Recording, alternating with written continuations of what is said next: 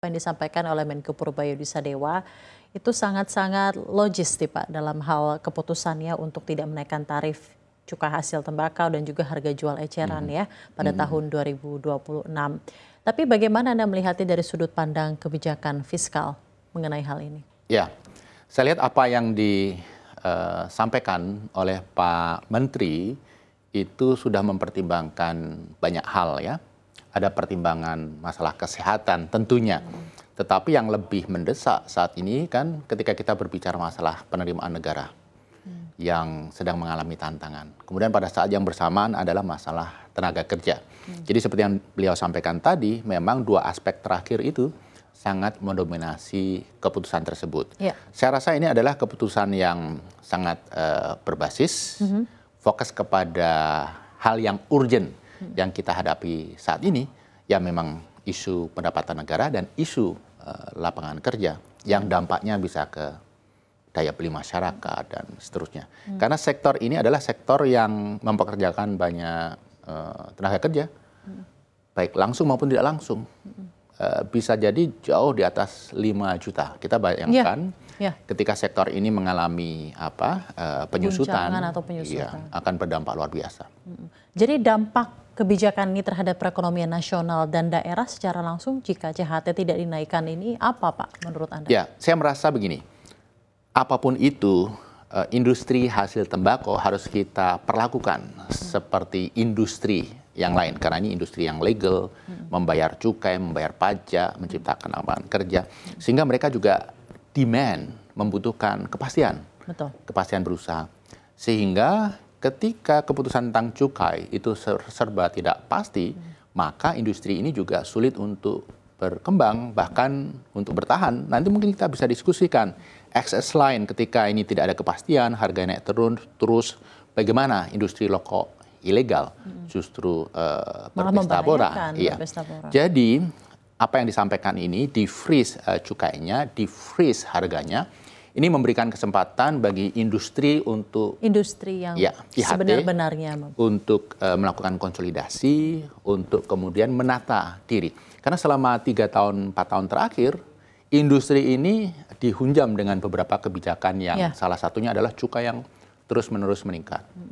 Apakah menurut Anda ini akan menjadi angin segar yang luar biasa bagi industri rokok legal yang selama ini tertekan oleh kebijakan cukai yang selalu naik selama bertahun-tahun, dan menurut Anda apakah industri ini juga membutuhkan stimulus tambahan seperti insentif fiskal untuk mempercepat pemulihan? Karena kita ketahui urgensinya tersendiri itu adalah jutaan masyarakat Indonesia itu memang daya belinya itu daya beli masyarakat sekarang kan memang sedang terkontraksi dan jutaan lapangan kerja tercipta dari industri ini. Ya, saya melihat yang diperlukan betul oleh industri apapun dalam konteks ini IHT adalah kepastian regulasi, iklim berusaha. Kemudian pada saat yang bersamaan ya terkait dengan saingan dari produk-produk non-legal, ketika aspek ini berhasil diantisipasi, berhasil dikelola dengan baik oleh pemerintah, industri ini akan bertumbuh dengan sendirinya. Jadi untuk sektor IHT saya tidak melihat urgensinya diberikan insentif. Apakah itu ya diskon pajak, penurunan cukai atau apapun. Tetapi di freeze as it is, kemudian perbaikan iklim itu sudah cukup. Karena kalau ada pengurangan cukai misalnya, kita justru mengirim pesan yang salah. Terkait aspek kesehatan. Jadi ini juga ada sentimen tersendiri yang muncul dari keputusan ini ya, pesannya itu tadi ya. Kalau misalnya Pak Menteri memutuskan untuk menurunkan cukai, pasti banyak yang bergerak. Tetapi ketika diputuskan tidak naik, ini bisa dijalankan dengan relatif. Tadi seperti yang bilang agar industri rokok ini bisa membenahi diri terlebih dahulu ya untuk melihat hal ke depan ini. Lalu mengenai rokok ilegal, Pak, seperti yang tadi disampaikan, ada counter productivity yang akan tercipta jika cukai naik. Justru industri rokok ilegal yang bahkan akan semakin berkembang. Bagaimana tanggapan Anda mengenai keputusan Pak Purbaya? Data memang mensupport analisis yang tadi Mbak Safrina sampaikan. Jadi industri rokok ini memang inelastis, demand-nya seharusnya. Harga dinaikkan, diturunkan, demand tidak akan berubah. Tetapi kita berada di situasi yang unik. Apa itu? Harga rokok sudah sangat tinggi. Kemudian yang kedua, daya beli masyarakat sedang rendah. Yang ketiga, ada pasar rokok ilegal yang mereka bertumbuh pesat.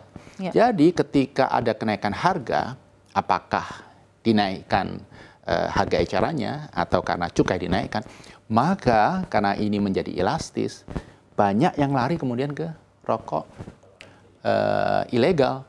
Jadi sudah tepat ditahan cukainya, tetapi ini tidak cukup. Harus ada penindakan ke pelaku rokok ilegal tersebut.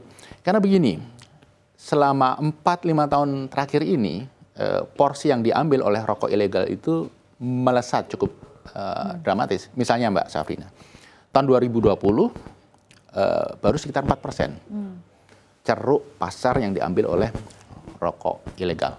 Kemudian tahun 2023 itu sudah naik menjadi 7%. Sekarang 14-15%. Didukung kenaikan ini oleh kenaikan harga rokok plus penurunan daya beli masyarakat. Kalau ini tidak diantisipasi, maka masyarakat tetap mengkonsumsi rokok, tetapi rokok ilegal yang tidak membayar pajak, cukai. Jadi malah sangat-sangat kontraproduktif untuk kesehatan dan juga untuk ekonomi nasional. Sangat kontraproduktif. Jadi gini Mbak, sekarang ini saja kira-kira pasar rokok ilegal itu sudah sekitar 70 triliun. Kalau kita berbicara 14-15%. Dan itu dalam konteks pajak dan cukai, karena sekitar 57% itu jadi cukai, 75% itu jadi cukai dan rokok. Potensi kehilangan penerimaan negara itu hampir 50 triliun. Jadi ini worth it bagi pemerintah untuk memberikan perhatian. Memberikan perhatian dan juga memberikan pesan yang jelas. Hal ini melalui cukai agar tidak dinaikkan lagi gitu tahun depan. Sesuai dengan arahan dari Pak Menteri Keuangan Republik Indonesia, Pak Purba ya. Saya ingin tanyakan kembali mengenai keadaan di industri rokok legal. Ya Pak Wijayanto Samirin. Tadi Anda bilang dan Anda sampaikan, industri rokok legal membutuhkan kestabilan regulasi, ya, mengenai cukai terutama, mengenai hal ini ya. Apakah menurut Anda dalam hal kestabilan ini perlu diterapkan kebijakan moratorium kenaikan cukai selama beberapa tahun ke depan? Ya, saya rasa dalam konteks kita ingin membangun industri yang terkonsolidasi, yang lebih mudah diatur, di mana pelaku rokok ilegal ini sudah berhasil diminimalisir, syukur-syukur dihilangkan. Saya rasa moratorium cukai itu keputusan tepat. Apakah 1 tahun, 2 tahun, 3 tahun itu perlu pembahasan lebih lanjut. Saya rasa 1 tahun barangkali tidak memadai, 3 tahun perlu didiskusikan.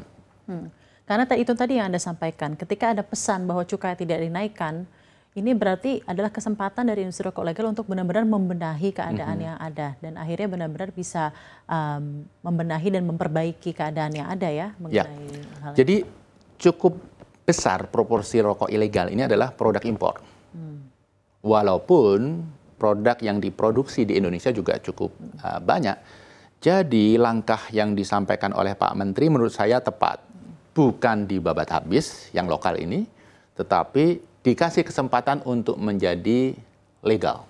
Jadi mereka membayar cukai, kemudian mereka membayar pajak seperti pelaku industri yang lain. Jadi disinilah memfreeze berbagai kebijakan selama 1-2 tahun ke depan itu cukup ideal, memberi kesempatan bagi pelaku rokok ilegal ini untuk melakukan konversi diri dari posisi sekarang ilegal menjadi posisi yang sudah legal. Bagaimana Anda melihat efektivitas moratorium ini misalnya di freeze selama 1 tahun, 2 tahun, atau 3 tahun ke depan ini bisa membantu pemulihan industri dan juga meningkatkan daya saing produk rokok legal, Pak Wijayanto? Saya melihatnya begini, ketika di freeze maka pelaku industri itu bisa membuat rencana dengan lebih matang, lebih pasti. Karena stabil dan pasti, jadi udah tahu nih ke depannya mau apa, dan pada saat yang bersamaan insentif bagi produsen rokok ilegal, apakah ini import yang melalui penyelundupan atau yang diproduksi di Indonesia, itu juga makin berkurang. Kalau mereka tahu cukai ini akan naik terus, maka insentif bagi mereka untuk bertumbuh menjadi besar. Ketika di freeze, saya melihat potensi mereka untuk mengkonversi diri menjadi produsen legal ini cukup besar, apalagi jika ada penindakan hukum. Karena fakta di lapangan, produsen dan distributor rokok ilegal ini kenapa bisa tumbuh sehingga ceruk pasarnya cukup besar? Karena ada proteksi dari oknum-oknum tertentu.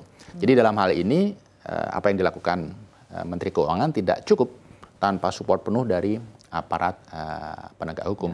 Bea cukai bergerak tapi tidak cukup. Harus APH ikut. APH ikut ya Pak. Iya.